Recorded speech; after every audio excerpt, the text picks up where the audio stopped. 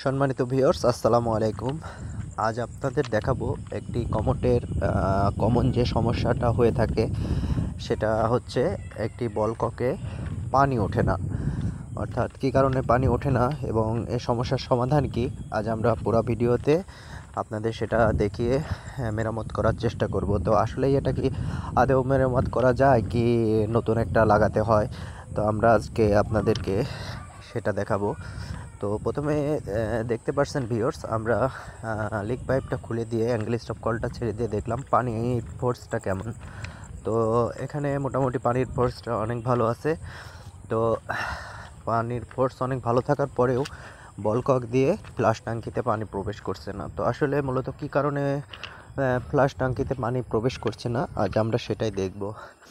তো সম্মানিত ভিউয়ার্স, দেখতে পাচ্ছেন আমরা ফ্লাশ ট্যাঙ্কির ঢাকনাটা খুলে নিলাম এবং ভিতরে দেখা যাচ্ছে যে কিছু আয়রন জমে আছে। তো বাড়ি যে যার কমরটা তিনি অ্যাসিড দিয়ে ভিতরটা ধুয়ে দিয়েছিল, তো এই জন্য হয়তো একটু পরিষ্কার দেখা যাচ্ছে। তো যাই হোক, দেখতে পাচ্ছেন সম্মানিত ভিউয়ার্স, এটার ভিতরে অর্থাৎ বলককের ভিতরে যে অংশটা সেটা তিনি খুলতে পারেনি, যার ফলে হয়তো প্রপারলিভাবে সে ওয়াশ করতে পারেনি। তো দেখতে পাচ্ছেন সম্মানিত ভিউয়ার্স, বল ককের সাথে এখনও প্রচুর আয়রন লেগে আছে। তো যাই হোক সম্মানিত ভিউয়ার্স, আজ আমরা চেষ্টা করব এই বল ককটাকে পুনরায় মেরামত করার জন্য। তো আপনারা সবাই সাথে থাকবেন এবং এটা আমাদের নতুন একটা চ্যানেল, অবশ্যই আপনারা আমাদের সাপোর্ট করবেন এবং আমাদের পাশে থেকে আমাদের কাজের উৎসাহিত দেবেন। তো সম্মানিত ভিউয়ার্স, আমাদের এই চ্যানেলটা আপনারা অবশ্যই সাবস্ক্রাইব করবেন। তো আসুন আমরা দেখি কিভাবে বল ককটা মেরামত করা যায়। তো এখানে দেখা যাচ্ছে যে বাড়ি মালিক সে হয়তো এই অ্যাডজাস্টটা করতে পারেনি বল ককের, দেখতে পাচ্ছেন এটা আমরা অ্যাডজাস্ট করে দিচ্ছি। অর্থাৎ যখন হয়তো পানি উঠছিল না তখন তিনি চেষ্টা করছে, তো চেষ্টা করার পরে অ্যাডজাস্টটা হয়তো ঠিকমতো করতে পারেনি। তো সেটা যাই হোক, আমরা এখন এটাকে খুলে নিয়েছি, আমরা এটাকে এখন পুনরায় এটাকে ওয়াশ করব। তো ওয়াশ করতে হলে আমাদের কি লাগবে, আমাদের অ্যাসিড লাগবে। তো সম্মানিত ভিউয়ার্স, আমাদের বাসাবাড়ির অনেক সময় অনেক কিছু আমরা না বুঝে না জেনে হয়তো যেটা মেরামত করা সম্ভব সেটাও আমরা ফেলে দিই এবং নতুন একটা লাগাই। তো আসলে এই ফ্ল্যাশ ট্যাঙ্কিতে যে বল কক বা যে ডুয়েল ফ্ল্যাশটা আছে, এটার কোনো কিছুই নষ্ট হওয়ার কিছুই নেই যদি এটা ভেঙে না যায়। তো আবার পুনরায় যদি আপনি অ্যাসিড দিয়ে এটাকে ওয়াশ করেন তো সুন্দরভাবে এটা আবার লাগানো সম্ভব। তো আর যে ফ্ল্যাশ ট্যাঙ্কিগুলোর বল কক এবং এগুলো অনেক পুরাতন হয়ে গেছে বা অনেক দিনের, তো সেইগুলো অ্যাসিড দিয়ে পরিষ্কার করলে অনেক সময় একাই ভেঙে যায়। তো সম্মানিত ভিউয়ার্স, আপনারা চেষ্টা করবেন সব সময় নিজেই বাসা বাড়িতে নিজের যে কমোডটা আছে সেই কমোডটা নিজেই মেরামত করার চেষ্টা করবেন। তো সম্মানিত ভিউয়ার্স, দেখতে পাচ্ছেন আমরা একটি কমোডের ভিতরে যে ফ্লাশ ট্যাঙ্কিটা আছে এর ভিতরে আমরা অ্যাসিড দিয়েছি। তো অ্যাসিড দেওয়ার পর বাদবাকি যে ময়লাটা আছে সেটা সুন্দরভাবে পরিষ্কার হয়ে যাবে। আর আমরা বল ককের ভিতরেও অ্যাসিড দিয়েছি। তো সম্মানিত ভিউয়ার্স, এখানে এই অ্যাসিডটার প্রচুর দেখতে পাচ্ছেন ধোয়ার মতো উঠছে। তো এটা প্রচুর গ্যাস সৃষ্টি করে, তো অবশ্যই আপনারা মুখটা বেঁধে নেবেন, অর্থাৎ এই ধোঁয়াটা যেন আপনার নাকে না যায়। তো সেদিক থেকে অবশ্যই সতর্ক থাকবেন। তো সম্মানিত ভিউয়ার্স, যখন ফ্লাশ ট্যাঙ্কির ভিতরে আপনারা অ্যাসিডটা দেবেন তো অবশ্যই কেয়ারফুলি দেবেন, কারণ এটা অনেকটা গরম হয়ে যায় ফ্লাশ ট্যাঙ্কিটা। তো বেশিক্ষণ দিয়ে রাখবেন না, এটা ধুয়ে ফেলবেন, এতে করে আপনার ফ্লাশ ট্যাঙ্কিটা ভালো থাকবে, না হলে ক্র্যাক হওয়ার সম্ভাবনা থাকবে। তো সম্মানিত ভিউয়ার্স, দেখতে পাচ্ছেন বল ককের ভিতরে যে ফিল্টারটা থাকে, তো ফিল্টারটা আসলে আমাদের এখানে তেমন একটা প্রয়োজন হয় না। তো যাই হোক, আমরা ফিল্টারটা খুলে ফেলে দিলাম, ফিল্টারটা আর লাগাবো না। তো আপনার যখন ছোট ছোট যে ময়লাগুলো আছে সেগুলো এমনিতেই পাস হয়ে যাবে। তো অনেকেই হয়তো লাগাতেও পারেন, এটা যার যার ব্যক্তিগত বিষয়। তো আমি মূলত লাগাবো না। আর এটা না লাগিয়ে আমি সুন্দর করে বল ককটা আবার নতুন করে ওয়াশ করে নিলাম। তো প্রপারলিভাবে ওয়াশ করার জন্য এটাকে আপনার ভিতরে অ্যাসিড দিতে হবে এবং এই বলককের যে পুরা হাইড্রোলিকটা সহ যেটা পুরাটাই খুলে নিতে হবে। তো মূলত এর জামটা সৃষ্টি হয় হাইড্রোলিকে, তো আপনারা অবশ্যই এটাকে সুন্দরভাবে খুলে নেবেন। তো আমি ভিতরে যে ময়লাগুলো আছে সেগুলো পরিষ্কার করে আমি নর্মালি চেক করব যে আসলে আমার বলককটা এখন কাজ করছে কি না। তো সেই ক্ষেত্রে আমি বলককটা টেম্পোরারি লাগিয়ে আমি লাইনটা দিয়ে দিয়েছি, অর্থাৎ অ্যাঙ্গেল স্টপ কলটা ছেড়ে দিয়েছি, কিন্তু রেজাল্ট 0। আমার বলককটা এখনও কাজ করছে না। তো আমি পুরোনাই এটাকে খুলে নেব। তো খুলে নিয়ে আমি প্রপারলিভাবে বাথরুমের ভিতরে আসলেই অনেকটাই গ্যাস হয়ে গেছে, এখানে থাকাটা অসম্ভব হয়ে গেছে, যার ফলে আমি বাইরে নিয়ে এসেছি এবং বাইরে নিয়ে এসে প্রপারলি আমি বলককটাকে পুরোটাই খুলে ফেলবো। তো বলককটাকে পুরোটাই খুলে ফেলতে হলে আপনাকে অবশ্যই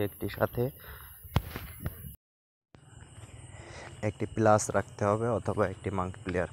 তো আমি প্রপারলিভাবে পরিষ্কার করার জন্য হাইড্রোলিকের মাথাটা কিছুটা ময়লা ছিল, তো সেই মাথাটা আমি হাইড্রোলিকের মাথাটা অ্যাসিডের পানি দিয়ে ধুয়ে নিচ্ছি। তো সম্মানিত ভিউয়ার্স, দেখতে পাচ্ছেন, আপনারা ইচ্ছা করলে এইভাবে হাইড্রোলিকের মাথাটা খোলার পরে যদি দেখেন যে হাইড্রোলিকের মাথায় নোংরা আছে, তো আপনারা ধুয়ে নেবেন।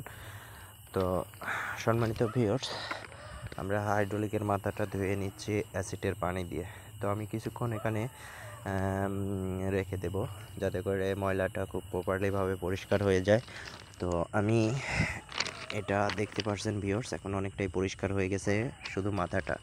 তো আমি খোলার আগে এখানে ময়লা ছিল জন্য আমি এটাকে সুন্দরভাবে পরিষ্কার করে নিয়ে এবং পরে ফ্রেশ পানি দিয়ে এটাকে ধুয়ে নিচ্ছি, যাতে করে অ্যাসিডের যে আবরণটা আছে এটা যেন আমার হাতে না লাগে। আর এটা হচ্ছে হাইড্রোক্লোরিক অ্যাসিড, এটা 25 টাকা লিটার। যেখানে যার যার এলাকায় হয়তো দাম কিছু কম বেশি হতে পারে, আমাদের এখানে 25 টাকা লিটার এগুলা তো অ্যাভেলেবল পাওয়া যায়। তো সম্মানিত ভিউয়ার্স, দেখতে পারছেন আমরা হাইড্রোলিকটা প্রায় ক্লিন হয়ে গেছে। আমরা এটাকে ঠান্ডা পানি দিয়ে সুন্দর করে ওয়াশ করে নেব, অর্থাৎ অ্যাসিডটা ভালোভাবে ধুয়ে নেব। দেখতে পাচ্ছেন ভিউয়ার্স, ভিতর থেকে খুব নোংরা বের হচ্ছে। তো আমরা এখন এই হাইড্রোলিকের মাথাটা খুলে ফেলবো, এজন্য আমরা যে লকটা আছে হাইড্রোলিকের সেটা খুলে ফেলছি। তো সম্মানিত ভিউয়ার্স, এটাকে খোলার জন্য অবশ্যই আপনার হাতে একটা প্লাস থাকতে হবে, এটা এমনিতে অনেক টাইট। তো অবশ্যই আপনারা সাথে একটি নোজ প্লেয়ার রাখবেন, অথবা প্লাস যদি থাকে তো প্লাস রাখবেন। তো সম্মানিত ভিউয়ার্স, আমরা হাইড্রোলিকটা খোলার পরে দেখতে পাচ্ছেন হাইড্রোলিকের ভিতরে প্রচুর ময়লা আয়রন জমে আছে। তো এত আয়রন জমে থাকলে এমনিতেই পানি ওঠার কথা না। তো আমরা এটাকে প্রপারলিভাবে সুন্দর করে পরিষ্কার করে নেব। তো তার আগে ঠান্ডা পানি দিয়ে ফ্রেশ পানি দিয়ে আমি এটাকে একটু ধুয়ে নিচ্ছি, যাতে করে বাদবাকিটুকু অ্যাসিড দেওয়ার সাথে সাথে উঠে যায়। তো সম্মানিত ভিউয়ার্স, আমি হাইড্রোলিকটা খুলে ফেলছি। আর এটা হাইড্রোলিকটা এত সূক্ষ্ম একটা জিনিস, যেখানে আপনার সুয়ের থেকেও চিকন যে ছিদ্রটা আছে এটা হাইড্রোলিক। তো এই হাইড্রোলিকটা এমনিতেই যদি জাম হয়ে যায় আয়রন দিয়ে, তাহলে তো আর পানি উঠবে না, হাইড্রোলিকও কাজ করবে না। তো এটাকে প্রপারলিভাবে পরিষ্কার করার জন্য অবশ্যই আপনাদের অ্যাসিড লাগবে। অ্যাসিড ছাড়া আপনি এগুলো প্রপারলিভাবে পরিষ্কার করতে পারবেন না।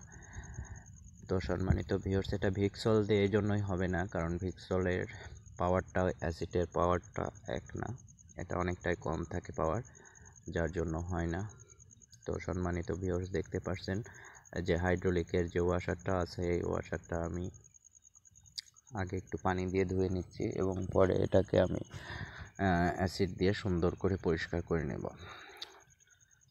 তো সম্মানিত ভিউয়ার্স, আমরা প্রায় এটা ওয়াশ হয়ে গেছে। তো আমরা এটাকে ওয়াশারটা আছে এটাও খুলে নিয়েছি এবং এই হাইড্রোলিকের ভিতরে এটাও অনেকটাই ময়লা আছে, দেখতে পাচ্ছেন ভিউয়ার্স। এই যে আপনারা এইভাবে সুন্দর করে পরিষ্কার করে নেবেন, যেহেতু নিজের কাজ যখন করবেন তো সেহেতু সময়ের সেটা কোনো বিষয় হবে না আপনাদের কাছে। তো দেখতে পাচ্ছেন ভিউয়ার্স, আমরা ভিতরটা অর্থাৎ এই হাইড্রোলিকের নিচের যে অংশটা, যে একটা ছোট পাইপ থাকে, এই পাইপটার ভিতরে দেখতে পাচ্ছেন ভিউয়ার্স যে পরিমাণ ময়লা আছে। তো এই ময়লাটা থাকলে পানি ওঠার তো কোনো কথাই নেই। তো আমরা যতটুকু পারি এটাকে সুন্দর করে পরিষ্কার করে নেব। যেহেতু আমার বলককের একটা মাথা খোলা আছে, তো সেহেতু এদিক দিয়ে অ্যাসিড ঢাললে হয়তো সেইভাবে পরিষ্কার হবে না, কারণ এটা বের হয়ে যাবে। তো যে হাইড্রোলিকের যে ফ্লান্সটা আছে, তো হাইড্রোলিকের এই ফ্লান্সটা আমরা অ্যাসিডের ভিতরে একটু দিয়ে রাখবো, অর্থাৎ ফ্লান্সের যে নিচের অংশটা, এই নিচের অংশটা যেন প্রপারলিভাবে এটা ক্লিন হয়ে যায়। তো সম্মানিত ভিউয়ার্স, এটা আমাদের নতুন একটা চ্যানেল, তো অবশ্যই আপনারা আমাকে সাবস্ক্রাইব করে আমাদের পাশে থাকবেন এবং আমাদের সাপোর্ট করবেন। তো সম্মানিত ভিউয়ার্স, আমাদের যে প্রপারলি ওয়াশটা হয়ে গেছে, তো আমরা এটাকে পুনরায় ফিটিং করে টেম্পোরারি টেস্টের জন্য লিক পাইপের সাথে এটাকে লাগিয়ে টেস্ট করছি। তো এই দেখেন সম্মানিত ভিউয়ার্স, এখন এটা পানি আসছে, এটাই এখন প্রপারলিভাবে পানি আসছে। তো ভিতরেও অনেকটাই ক্লিন হয়ে গেছে আগের থেকে বেশি। তো আপনারা ইচ্ছা করলে নিজেদের যে কমোডগুলো আছে আপনারা নিজেরাই সার্ভিসিং করতে পারবেন, কারণ বাজারে একটা বলককের দাম এক এক জায়গায় এক এক রকম। কেউ 500 টাকা নেয়, কেউ 300 টাকা নেয়, কেউ 250 টাকা নেয়, কেউ 700 1100 টাকা পর্যন্তও নেয়, এমন রেকর্ডও আছে। তো নিজে হয়তো একটু সাবধানতা অবলম্বন করলে হয়তো এই বাড়তি কষ্টটা থেকে আপনি বেঁচে যাবেন। এবং একটা ফ্লাশ ট্যাঙ্কি লাগাইতে গেলে, অর্থাৎ একটা ফ্লাশ ট্যাঙ্কি রিপেয়ার করতে গেলে ম্যাক্সিমাম আপনার 1500 থেকে 2000 টাকা খরচ হবে, সেই খরচটা থেকে আপনি বেঁচে যাবেন। তো ইচ্ছা করলে পারে নিজেই আপনি এইভাবে সুন্দর করে এটা মেরামত করে পুনরায় ফিটিং করতে পারবেন। জাস্ট একটু টেকনিক জানতে হবে, তাছাড়া এতে আর কিছুই নেই। তো দেখতে পাচ্ছেন ভিউয়ার্স, এখন ফ্লাশ ট্যাঙ্কিতে খুব সুন্দর এবং খুব দ্রুত পানি উঠছে।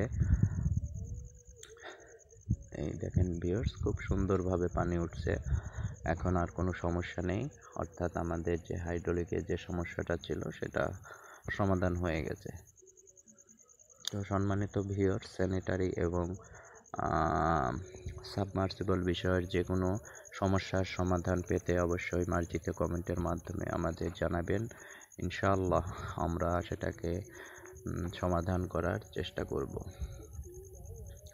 তো সম্মানিত ভিউয়ার্স, দেখতে পাচ্ছেন আমাদের পুরো ফ্লাশ ট্যাঙ্কিটি আমরা সেটিং করে দিয়েছি এবং হাইড্রোলিকটা খুব সুন্দর কাজ করছে এখন। তো আমরা এই হাইড্রোলিকটাকে একটু অ্যাডজাস্ট করে নিচ্ছি যাতে করে ওভারফ্লো না হয়ে যায়। তো সেই জন্য আমরা এটাকে একটু অ্যাডজাস্ট করে নিচ্ছি। তো আজকের ভিডিওটা এই পর্যন্তই। ইনশাআল্লাহ আবার সামনে যে কোনো একটি ভিডিও নিয়ে আপনাদের সামনে হাজির হব।